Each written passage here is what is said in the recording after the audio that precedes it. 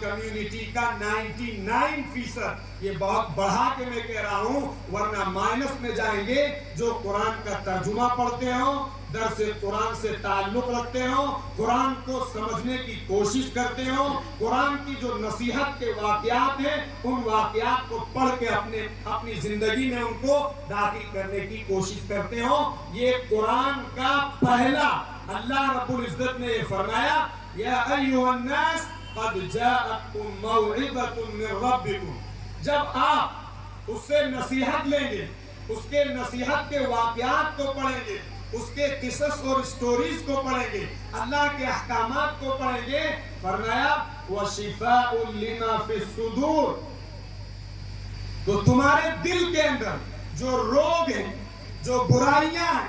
جو غلاظتیں ہیں، جو نجاستیں ہیں، جو بیماریاں ہیں، اللہ تعالیٰ اس قرآن کی نصیحت کی برکتوں سے اور اس قرآن پر عمل کرنے کی وجہ سے، اس قرآن کی تلاوت کی وجہ سے ان روگوں کو، ان برائیوں کو اور ان بیماریوں کو اللہ تعالیٰ صاف کر دے گا۔ اس کے لیے ان تمام روگوں سے اس کے اندر شفا، لیکن شفا کسے ملے گی؟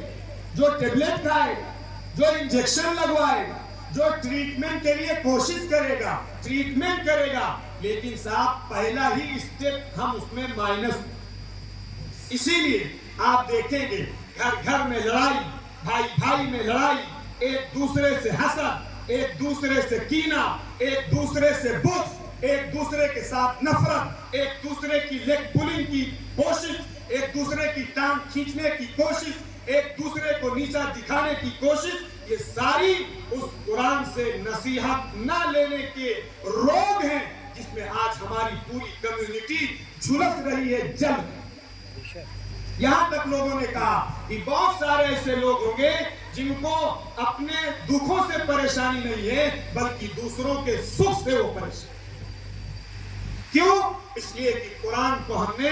صرف وہ جو بعض اعمال اس کے لیے ہم نے سمجھا، قرآن کو ہم نے نصیحت کی کتاب نہیں سمجھا، قرآن کو ہم نے اپنی زندگی میں برتنے کی کتاب نہیں سمجھا، قرآن کی گائیڈ لائن کو سیکھ کر اس کا امپلیمنٹیشن کرنے کی ہم نے کوئی کوشش نہیں کی، جس کے نتیجے میں یہ روگ پیدا۔ آگے فرمایا بہت ہی اختصار کے ساتھ، فرمایا شفاء لما فی الصدور وہدی ورحمہ، کہ پھر جب آدمی قرآن سے نصیحت لے گا اور اس کے دل کے روگ صاف ہوں گے، اس کے دل کی بیماریاں صاف ہوں گی، اس کے دل کی نجاستیں اور غلاظتیں اور امپیورٹیز ختم ہوں گی۔